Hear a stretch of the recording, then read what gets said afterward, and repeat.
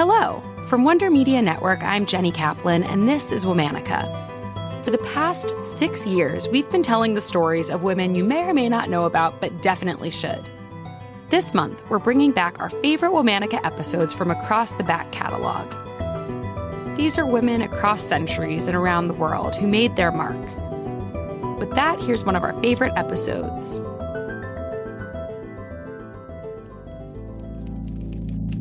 Hello!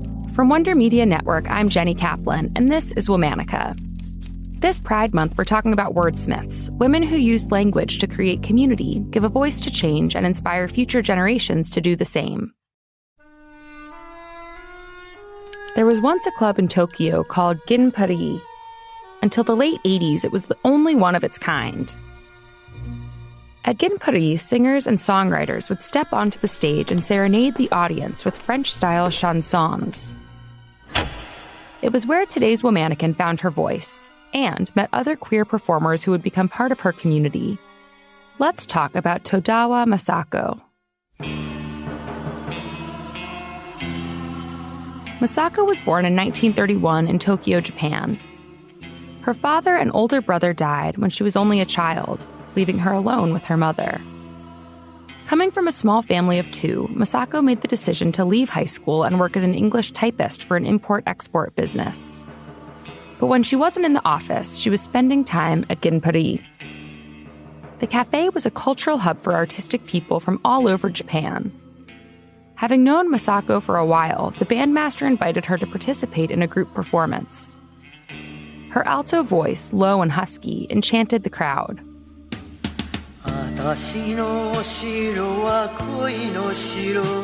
Soon she was added to the Gin Paris schedule as a regular solo performer. Her specialty was chansons, French lyric-driven ballads.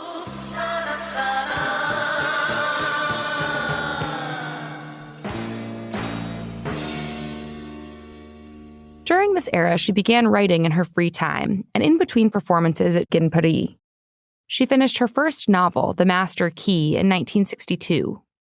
The book takes place in a sprawling apartment reserved for single women, which holds the answer to a years-old cold case. Masako's mystery won the Edogawa Ranpu Award and solidified her place as one of the leading Japanese mystery writers.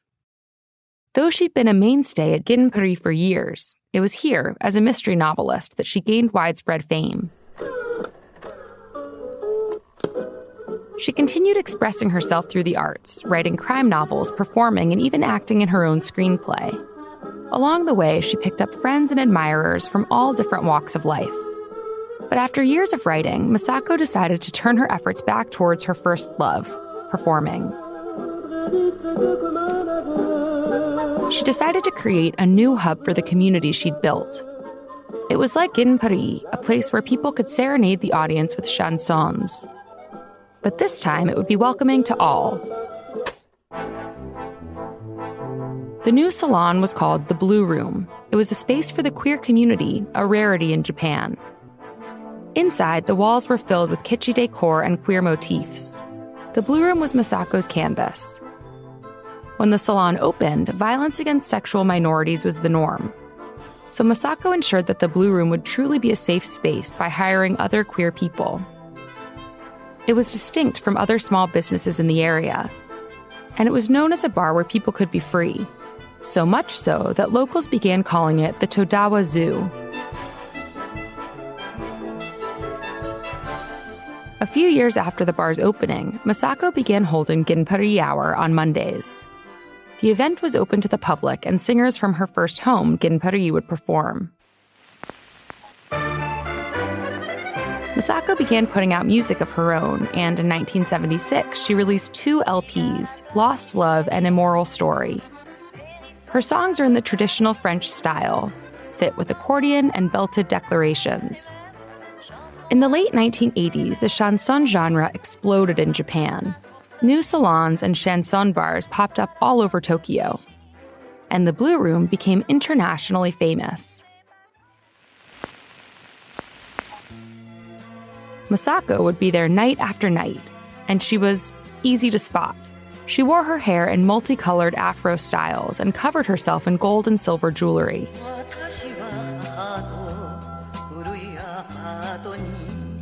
Artists, queer people, and music lovers alike came from all over the world to experience a night in Masako's Blue Room.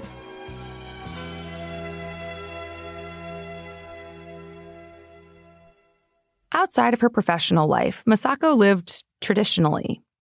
She had a husband for a short time, and together they had a son. But in 1999, Masako came out publicly during a television interview. Soon after, she released her first solo album in 30 years, called Last Chance Cabaret. With Masako out publicly, the community decided it was the perfect time to renovate the Blue Room. The walls were painted a striking blue, and red roses were hung from the ceiling. You could catch Masako on stage every night during this period, singing solo or with a group. Because of this, she was introduced to a new generation of queer Japanese youth. In 2010, the Blue Room was forced to close due to financial difficulties. Masako, however, was unstoppable. She took the chanson to new stages.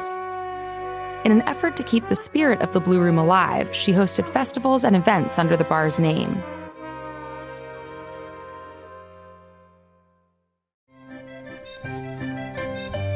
Masako passed away from cancer at 85 years old in 2016.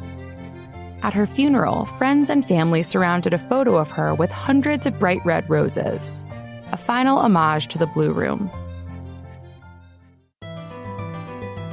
Thank you for listening to this Best Of episode of Womanica.